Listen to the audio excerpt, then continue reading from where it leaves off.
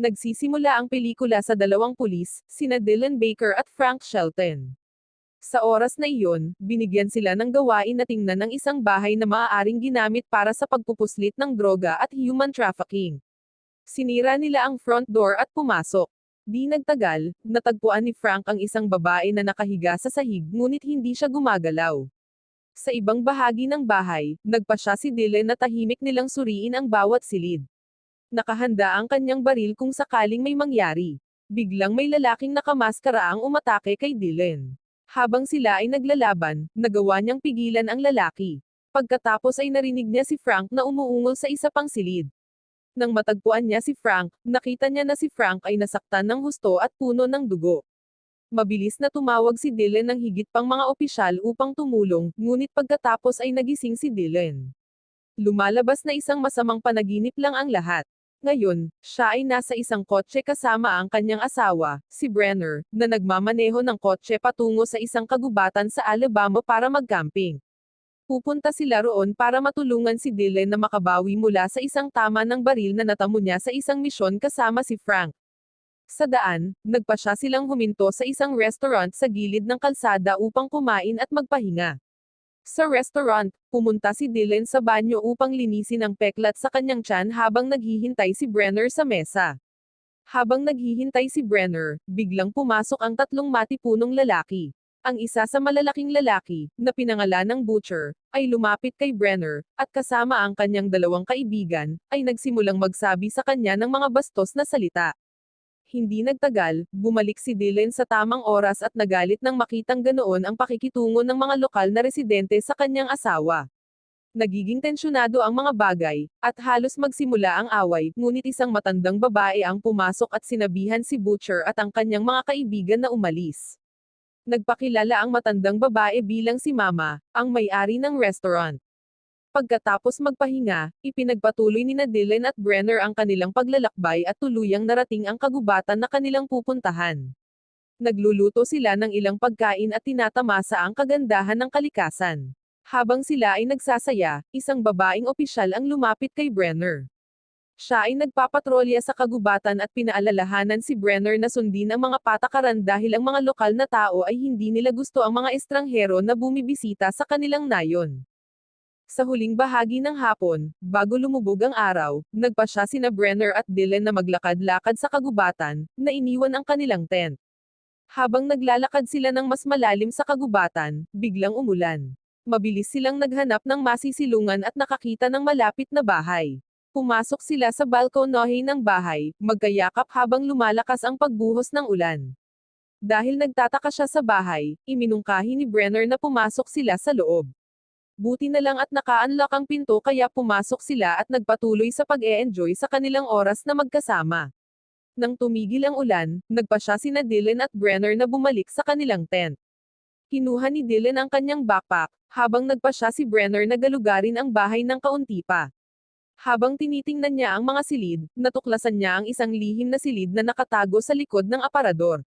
Nagtataka, tinawag niya si Dylan para tingnan kung ano ang nahanap niya, ngunit nagpasya si Dylan na manatili sa living room. Di nagtagal, pumasok si Brenner sa sikretong silid na mag-isa at laking gulat niya nang makakita ng maraming iligal na armas at bala. Mabilis niyang tinawagan si Dylan para ipakita sa kanya ang kanyang natuklasan. Napagtantong nasa panganib sila, sinabi ni Dylan kay Brenner na kailangan nilang umalis kaagad sa bahay. Ngunit bago sila makaalis, bigla silang inatake ni Butcher at ng kanyang mga tauhan. Lumalabas na si Butcher ay bahagi ng isang mapanganib na gang na sangkot sa pagbebenta ng droga at pagbebenta ng mga iligal na armas. Di nagtagal, nahuli sina Brenner at Dylan at dinala sa basement. Doon, si Dylan ay binugbog ng husto hanggang sa dumudugo ang kanyang mukha, habang si Butcher ay nagtanong kung sino ang nagpadala sa kanila. Si Brenner na nakabusangot ang bibig ay naiiyak at napasigaw sa takot habang pinagmamasdan ang kanyang asawa na sinasaktan. Sinubukan ni Dylan na ipaliwanag na nagbakasyon lang sila, ngunit pagkatapos ay nakita ng isa sa mga tauhan ni Butcher ang kanilang tent sa malapit at natuklasan ang wallet ni Dylan, na inihayag na siya ay isang pulis. Walang pag-aalinlangan, bumalik si Butcher, at sa isang mabilis na hakbang, binaril niya si Dylan sa ulo. Napasigaw si Brenner sa takot nang makita niyang namatay ang kanyang asawa. Naputol ang pag-iyak niya nang barilin din siya ni Butcher, na iniwan siyang nakahandosay sa tabi ng katawan ng kanyang asawa. Tumahimik ang loob ng bahay pagkatapos ng pagbaril nila sa mag-asawa. Ang mga bangkay ni Brenner at ng kanyang asawa, na pinaniniwala ang patay, ay inilabas at itinapon sa isang butas sa gilid ng isang bangin. Hindi malinaw kung gaano sila katagal doon, ngunit pagkatapos ay may nangyaring milagro.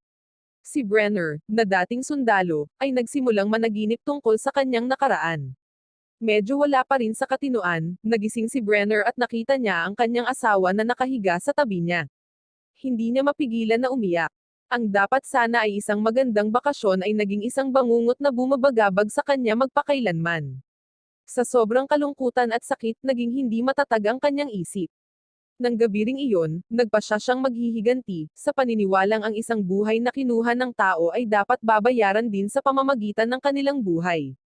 Samantala, sa bahay na tinutuluyan ni Butcher at ng kanyang mga kasama, may mga babae na ginawang alipin ng mga lalaki. Nang umagang iyon, dumating ang isang matandang babae na nagngangalang Mama, na boss nila.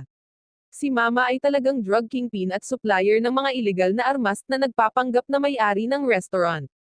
Kasabay nito, bumalik si Brenner sa lugar kung saan itinayo ng kanyang asawa ang kanilang tent ilang araw na ang nakakaraan.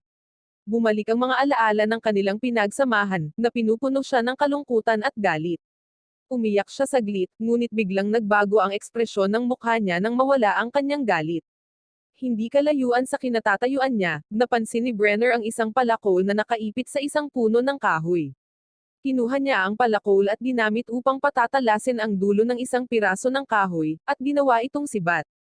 Sa hapon, si Butcher ay ipinadala ni Mama sa isang bodega upang makipagkita sa isang pinuno ng mafia na nagngangalang Hank.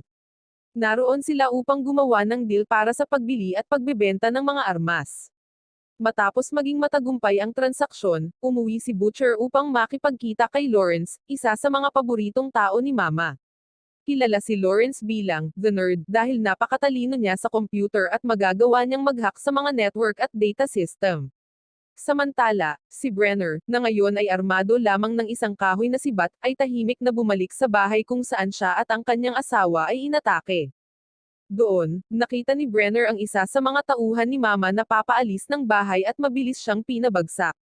Pumasok siya sa loob ng bahay, nakakita ng kutsilyo sa kusina, at kinuha ang palakol na itinago niya kanina.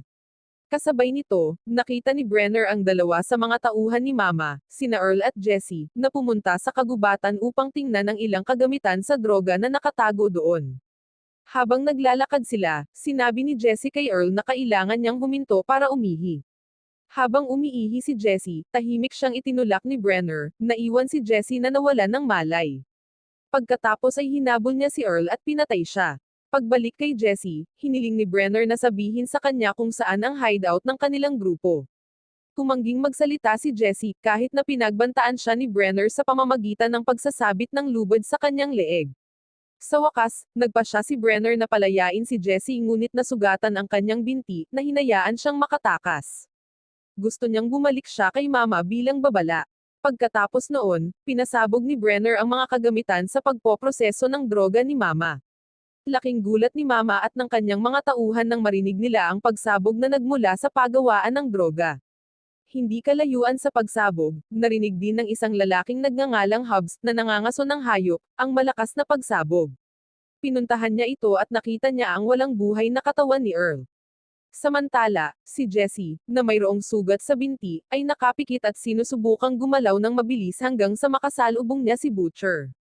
Habang naglalakad sila, paulit-ulit na sinasabi ni Jesse na buhay pa si Brenner at determinadong maghihiganti sa kanilang lahat.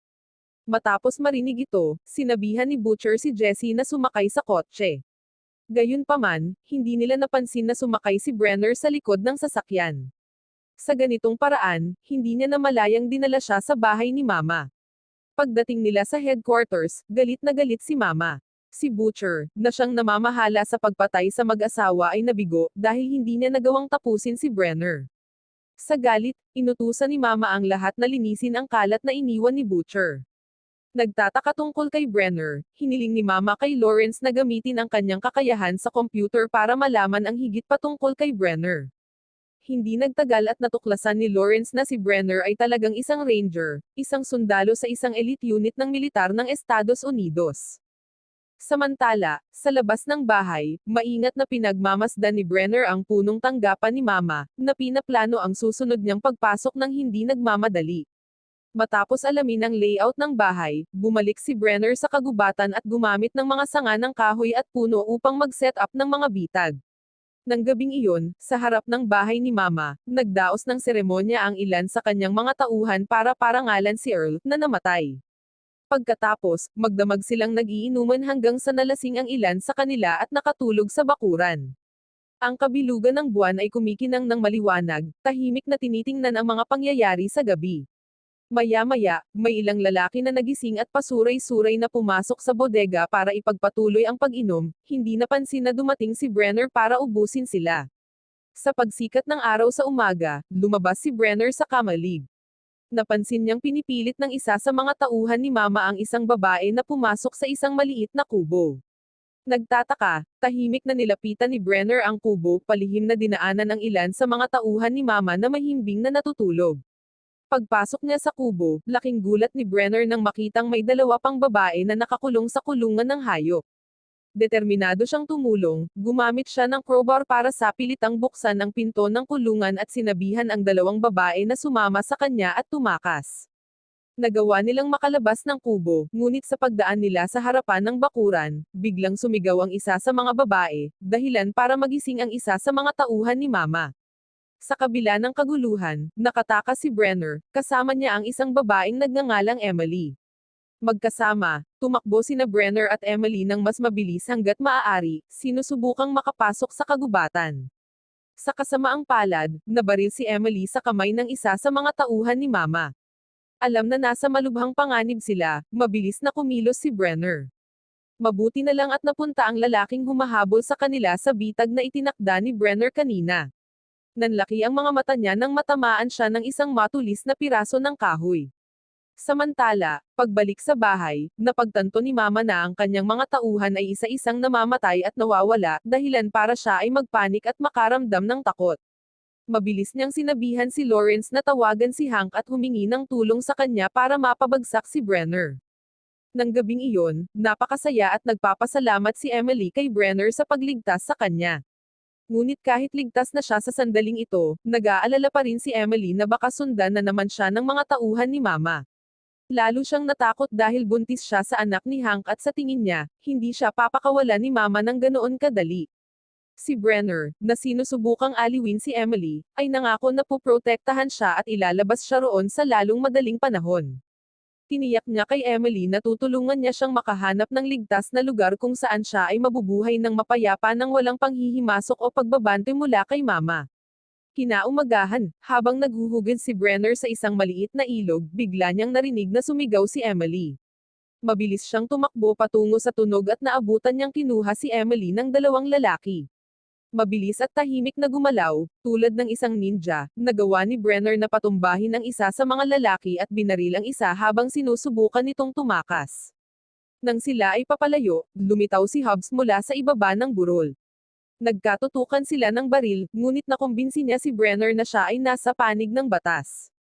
Biglang binaril ng isang lalaki sa tuktok ng burol si Hobbs sa binti.